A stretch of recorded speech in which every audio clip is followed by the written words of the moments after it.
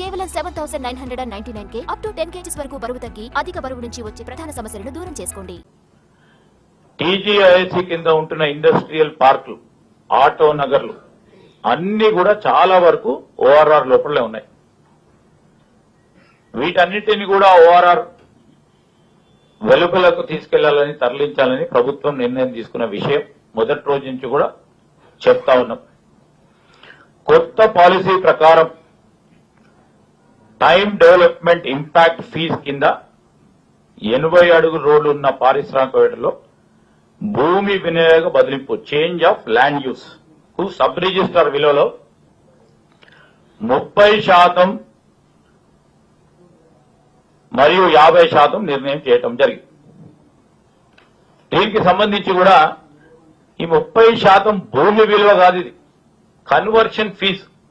వారు చెప్పింది ఏంది, ప్రభుత్వ భూమి విలువలో 30% అమ్ముడు పెడుతున్నారు, ప్రభుత్వానికి సంబంధించిన భూములు అమ్ముకున్నట్టు విధంగా వారు మాట్లాడారు. స్పెసిఫిక్ గా కన్వర్షన్ ఛార్జీలే మేము సూచించటం జరిగింది.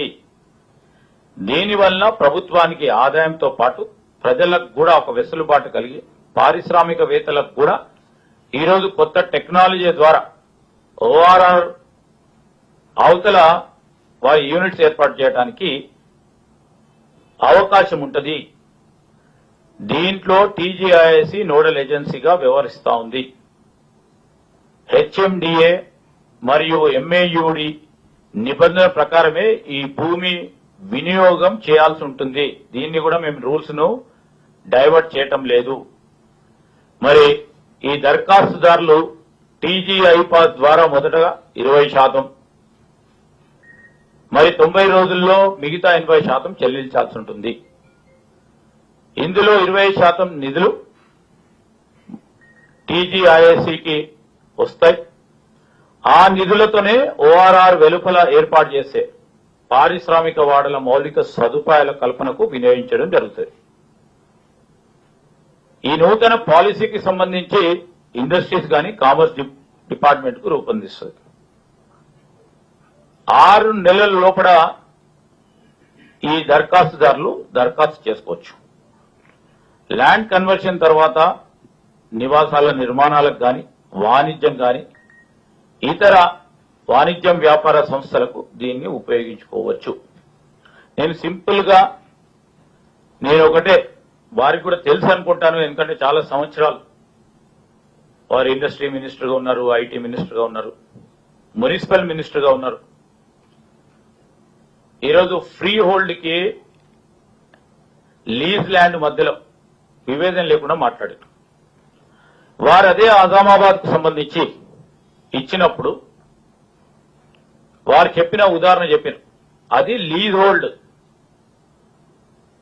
అది కూడా ఎస్ఆర్ఓ పైన 100%, ఇంకో కేటగిరీ కింద 200% ఫీజు నిర్ణయం చేయడం జరిగింది. ఆ క్రమేణా ఈ 3 పారిశ్రామిక వాడలకు సంబంధించి మేము ఏది కూడా దీంట్లో సవరణ చేయలేదు. ఈ 3 వాడలకు సంబంధించి 2023లో వారు తీసుకొచ్చిన జియో ప్రకారమే ఈరోజు ఆ క్రమంలోనే ఎవరైనా దరఖాస్తు చేసుకుంటే వారికి వెసులుబాటు కల్పిస్తా ఉన్నారు.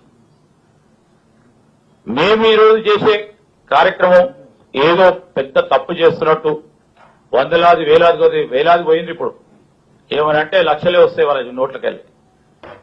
లక్షలాది కోట్లు ఎక్కడి నుంచి వస్తాయి, ఏ విధంగా వస్తాయి, దేని గురించి మాట్లాడుతా ఉన్నారు? దేనికైనా అర్థవంతమైన చర్చను మొదలు పెడితే దానికి సమాధానం చెప్పొచ్చు. కానీ ఇష్టారాజ్యంగా అడ్డగోలుగా వారు చెప్పే ప్రతి మాట అది ప్రపంచంలోనే అంటారు. ప్రపంచంలోనే మీరు మాట్లాడే ప్రతి మాటకు సంబంధించి సత్యదూరమైన ప్రచారం చేయడంలో వీరు అతిపెద్ద, మరి ప్రపంచంలోనే వారి నాయకత్వం అంతా కూడా ముందుకు